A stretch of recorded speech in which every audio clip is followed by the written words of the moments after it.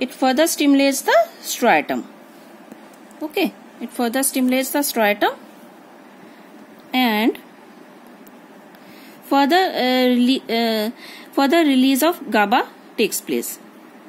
See, further stimulation of striatum takes place, and further release of GABA, that is the inhibitory neurotransmitter, takes place, and further inhibition of globus pallidus takes place. Globus pallidus interna takes place. Further inhibition of globus pallidus interna takes place. So, globus pallidus interna actually it secretes GABA. So, when globus pallidus interna got inhibited, so there will be less of GABA secretion. Okay. Even lesser. See, here I have shown you even lesser secretion of GABA, and when there will be lesser secretion of the GABA, there will be more of stimulation of thalamus. Okay, so further excitation or activation of the movements will take place. I mean, this direct pathway will take place, and more of movements will take place. Okay, so this D1 receptor, when dopamine binds to the D1 receptor, this direct pathway is further potentiated. See, as you can see that further excitation or activation of the direct pathway takes place, and more of movements will take place. Now we'll see the influence of dopamine in this indirect pathway. So, as I told you that D2 receptors are inhibitory. D2 receptors are inhibitory in the indirect pathway.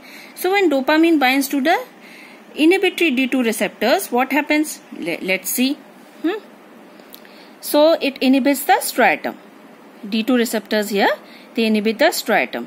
And what happens?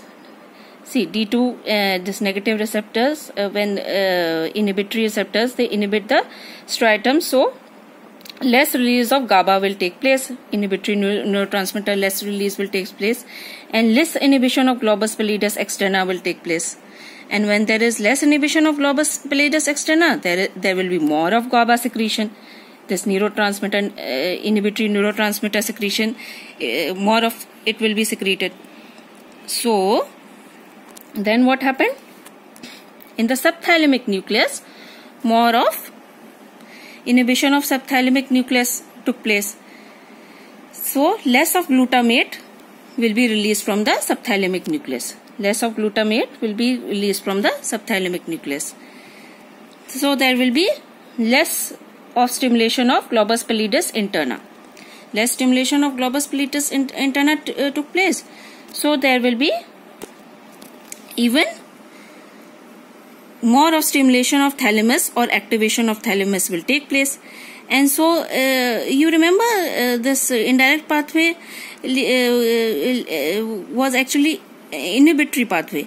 But due to the influence of this D2 negative receptors, dopamine binding to the inhibitory receptors, now what will take place? There will be activation or excitation of this indirect pathway, and there will be more of movements. Okay, there will be more of movements. So in Parkinsonism, what happens actually when there is degeneration of dopaminergic neurons in the substantia nigra, there is decrease of dopamine. Now dopamine, neither it can bind to the D1 receptors of the direct pathway nor D2 receptors of the indirect pathway. So there will be decrease in the movements, and that is why there is bradykinesia in Parkinsonism. Now, one more thing I wanted to explain here is that you must have heard the name of Tourette syndrome, in which there is a lot of motor tics, vocal tics, and it even in many movies also you must have seen this, or in picture clippings also you must have seen this. So actually why in the treatment of Tourette syndrome, why D2 antagonists are given? So the answer lies here in this pathway.